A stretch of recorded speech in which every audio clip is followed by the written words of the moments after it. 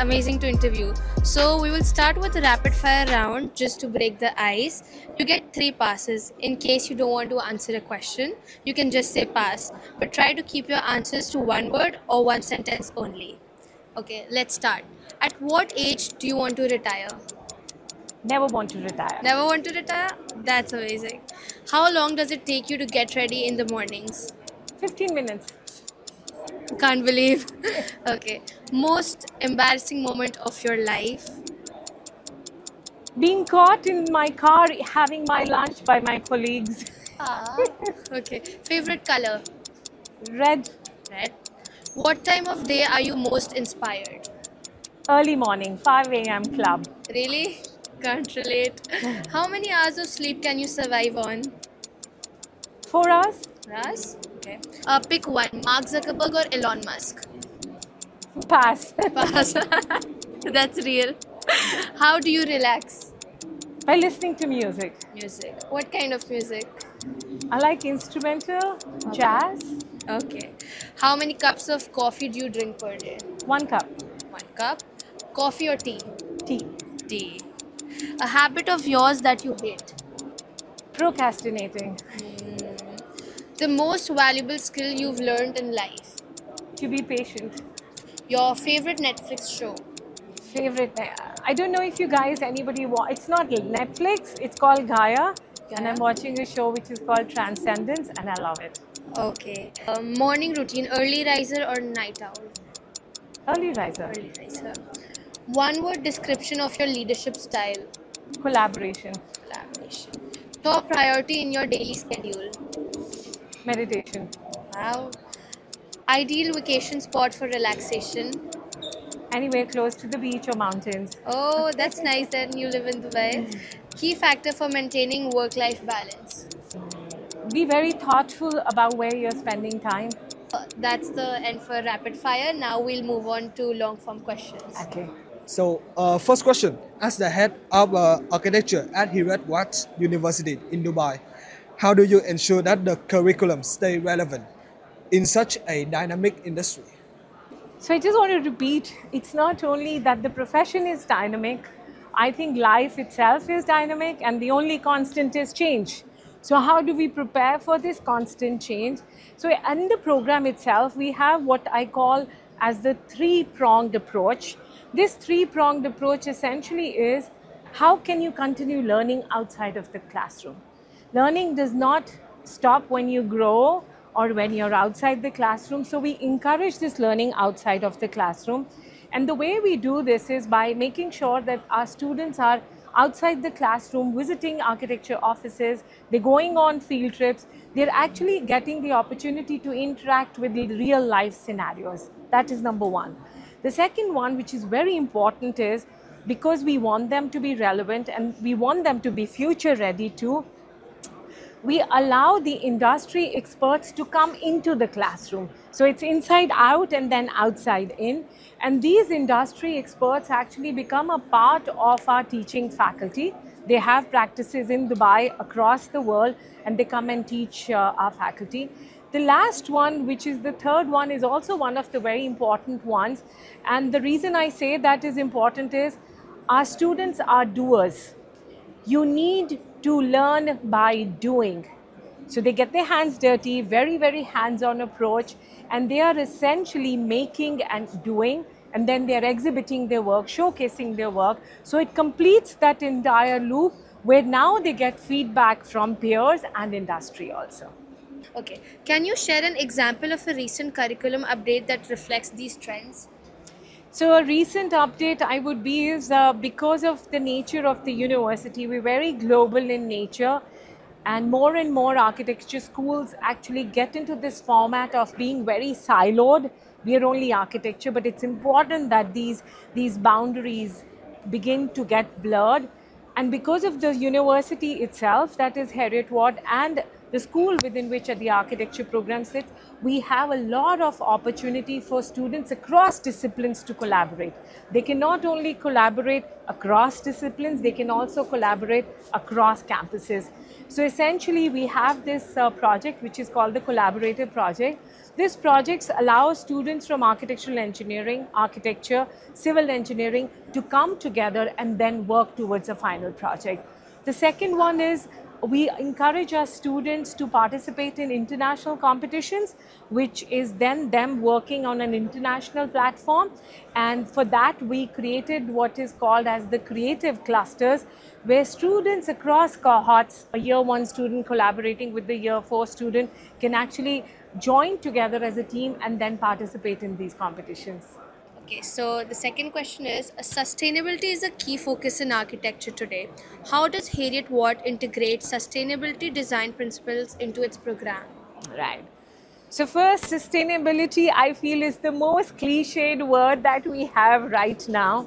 But also, I believe in architectural education and in any field, it is no longer an option. It's not an option. We all need to be responding to the SDGs, the Sustainability Development Goals, absolutely critical and important. But within the architectural education, though it is very important, we are also beginning to see a lot of challenge that comes about in not the teaching and the knowledge part of sustainability, but how do they apply these ideas and concepts in real life situations. So how we've tried to mitigate that within the program is, first, I think all across the world, it is about time that our architectural education, architects, teachers, academicians, researchers, they need to reevaluate how we teach architecture. And in that context, it becomes very important that now we start looking at what are those innovative pedagogical strategies in learning and teaching that can be applied so that students are more application focused. If it just remains as an idea or a concept that is sustainability and you're not applied it, then we have failed. So that is very important. So how we do that within the program and at Heriot-Watt in the architecture program itself is we are looking at real life projects. When students are designing, they are designing real life project, which has a real client, it has a real user, and it has a real site. It's no longer hypothetical.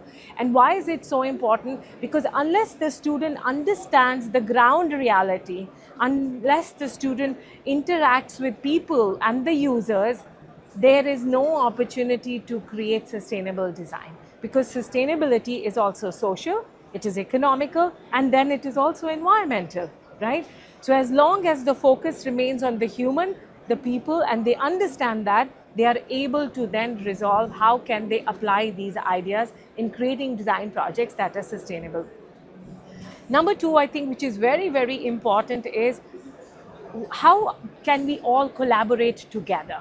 How can business students collaborate with the architecture students? Unless we do that, we will not be successful. So at Heriot-Watt, because of our global campuses, because of the global outreach that we have, it is very much possible to have these cross-discipline, cross-campus interactions. So we've introduced courses like Shaping Tomorrow Together. We have the collaborative project. Our students are studying with the architectural engineering students within the program of architecture. So this dialogue across disciplines, across nations, across campuses is very, very critical to the success of us really being able to make an impact through our individual expertise. In terms of architecture, and like what do you forecast the future of architecture in sustainability? Yeah. So what is architecture all about? Yeah. My personal opinion, and people might differ as far as these opinions are concerned, architecture is all about people, right? It is just like any other service industry, like a doctor makes sure I feel well if I'm sick. A lawyer makes sure he handles my case well. An architect's responsibility is towards the society and the community. And his responsibility is in making sure that people feel well. More and more, we were having conversation about architecture, the tangible dimensions of how does a building look. But nobody really talks about how do people feel in that building. And those are the conversations which in the future are going to become even more important. And the reason I say that is because we have all these digital technologies, we have the AIs. If they are going to become the driving force, what happens to my feeling? What happens to my experience?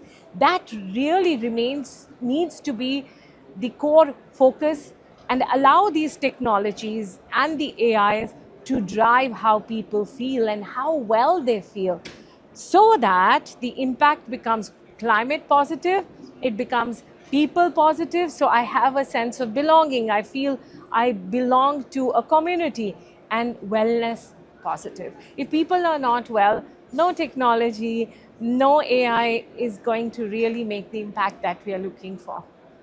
So the integration of technology such as AI and BIM is transforming architecture. How are these tools being utilized in your teaching and research? So BIM and AI are here to stay. They absolutely come with their advantages. So the way we've designed the entire program is essentially making sure that first the students have the foundational skills, which are very traditional, not BIM and AI focused, very hands-on. When you have your your head coordination, very important. First, you need to learn how to use your head, how to use your hands. And then once you have those foundational skills, you can use AI as a creative tool, right? But without those foundational skills, the AI as a tool is a failure. So what we've done is in the initial years, we have the students having a very hands-on approach, using their hands, drafting and sketching by hand, having sketchbooks, and very slowly towards the end of their architectural education, towards their third and the fourth year, we begin to introduce AI and the BIM modeling techniques so that they can use these as an iterative process of trying to understand and actually allow the user or the client to, or the jurors who come in for seeing their projects, to be able to go through this entire process, which is the design. Yeah. So what role do you foresee AI playing in the architecture design over the next decade? Right. So AI has an important role in terms of quality, in terms of standards, but in terms of the time that we can save through AI. But can it really replace the human component is a big question mark still in my head. And I think it will remain. AI will never be able to replace the critical, analytical, reflective skills of a human. It is a very, very important positive aid for the human, but cannot replace that critical thinking skills that a human being has. And he can adapt and change and be observant. And that is then kind of allows that feedback mechanism which goes on into the human brain. That's a question even I think about a lot, and I completely agree with what you think. It cannot replace certain parts of human. It just cannot. Yeah. With the growing importance of smart cities, how are you preparing your students to design for a future where cities are more interconnected and data driven? Right. So data is available in a very raw format to our students when they interview the users or they get factual data. But what is important is what is it that they're doing with that data? So if they can respond to the basic user need, right, that allows for not only cities to be connected, but more importantly, human beings to connect to each other. The more these technologies are in the forefront, I feel there is a disconnect from human to human. And that needs to come back. How do we use these technologies? How do we use this data to connect human to human? How do we respond to local contexts? What is happening in architecture because of this globalization? Every city is beginning to look like any other city across the world, right? So that response to the context, to that setting is so critical, because then you're also responding to the SDGs. You cannot have sustainable cities by just copying ideas or borrowing data which is not relevant to you. So response to the human, response to the user, and how do these students then respond to that context for which they are designing for, so that they are ready for any context. They could be studying in Dubai, you're studying business, right? But your contexts are varied. You could be from anywhere, designing for anywhere. And that is very important. And that leads to a concept which is called as globalization. I'm not saying you don't need to have understanding of the global, but you should also have the understanding of what is really the local. Because at the end of it, architects are actually defining how people live, right? And in a manner also defining how people feel. What are the biggest challenges architects face when designing for smart cities?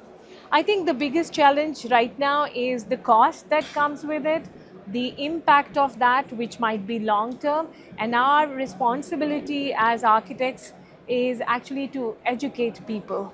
And when I say people, we need to have a broader group of stakeholders. It cannot only be the experts who talk and understand smart cities. It's the end user also, and the education at that level, at the community user level, is also very important. And I think that is one challenge. The second one is, how can a smart city be an inclusive smart city? If you're going to create segregation between the ones who have it and the ones who don't have it, right, then we're creating even more disparity when it comes to smart cities. So are these digital technologies available to all? Are they all inclusive? Is a big question mark. Architecture firms often struggle to differentiate themselves in a crowded market. So what advice do you give students about personal branding and marketing their work? Yeah. That's a very interesting question. Honestly, I think, and a very important one, because more and more we are seeing our entire world turn towards visual imagery. How good does it look has become so important, and branding thus has become very important. But I completely disagree with the idea of branding, and I'll tell you why, especially in our profession. So we have two kinds of, broadly speaking, two kinds of architects, right? We have the celebrity architects who are in the glossy magazines. They create what I call the wow factor. Oh my God, look at that building, like, And we have a lot of wow buildings in Dubai also, which is also important to a certain extent, because then it allows that city to be in the global map of the world, right? So you have the celebrity architects, but then you have architects who are there to create design for impact, right? Who create design for justice, because they can be justice through design also. What I tell my students is, you design for the people who don't have a voice, for your end user. So the impact they leave with is an experience. That experience creates a memory for them, and they want to keep coming back for that experience through that design, through that project. That is them branding themselves. Rather than creating the most wow visual image of just a visual image of how the project would look, it is how the project would feel when people walk through those spaces, and that spatial experience that the user has. And how through that design then, you're creating design which is climate positive, which is social positive, and which is wellness positive, because wellness is becoming, and I talk about wellness not in the context of physically how well am I feeling, but also about our mental and emotional well-being, and the way we design spaces does impact that too. So the last question for you is a little personal. What would you be doing in your life if not architecture? That's something I want to know. That's a very interesting question. Yeah. I love the mountains. I love climbing. I do a lot of treks. I love adventure. I love being in nature where there are no demands and you're at the best connected moment with nature. I think I would be climbing peaks. That's so different from architecture, right? Yeah. That's amazing. Yeah. Have you ever gone on a trek? Yes. I do. I don't do it as often as I would because of life. Right? Yeah. but I do manage maybe 2 every year. 2 is also a good number to be actually. Yeah.